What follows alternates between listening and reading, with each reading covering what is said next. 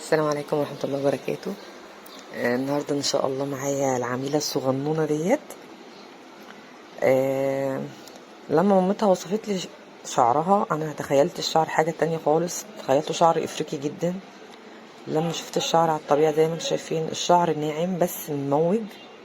طبعا لما اتعاملت مع الشعر عرفت قد ايه التعامل معاه صعب. الشعر مقصف جدا، الشعر بيتشبك بطريقة غبية جدا لدرجة مش عارفين يتعاملوا معاها، مش عارفين يتعاملوا مع شعرها. تخيلين شعر ناعم زي كده مش عارفين يتعاملوا معاه.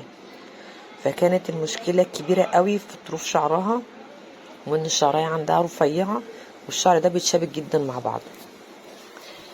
الشعر ده بيبقى يعني حله معانا في حلين، يا اما نعمل جلسة ترميم بنسبة فرد وده هيخلينا نعرف نتعامل مع الشعر، لا اما هنا هم اختاروا ان عايزين لها جلسة فرد كامل.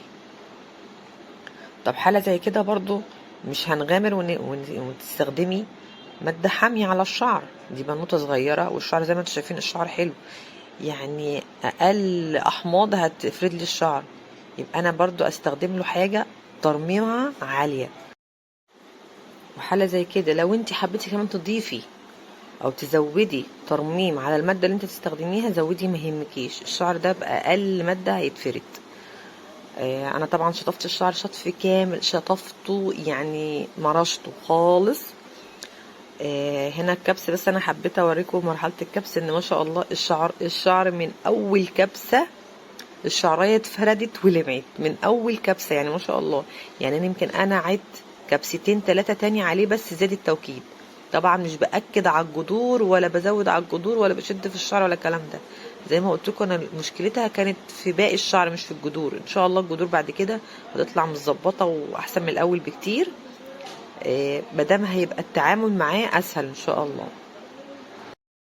اهم حاجه ان هي بقى بعد كده يبقى في اعتناء بالشعر بحيث ان اللي طالع يبقى احسن باذن الله، وان هي تحافظ على الشعر اللي اتفرد دوت. بس صراحه كنت مستخدمه ماده تحفه جدا، ترطيبها عالي قوي. ان شاء الله لو حبيتوا تسالوني عليها هقول لكم باذن الله ايه هي.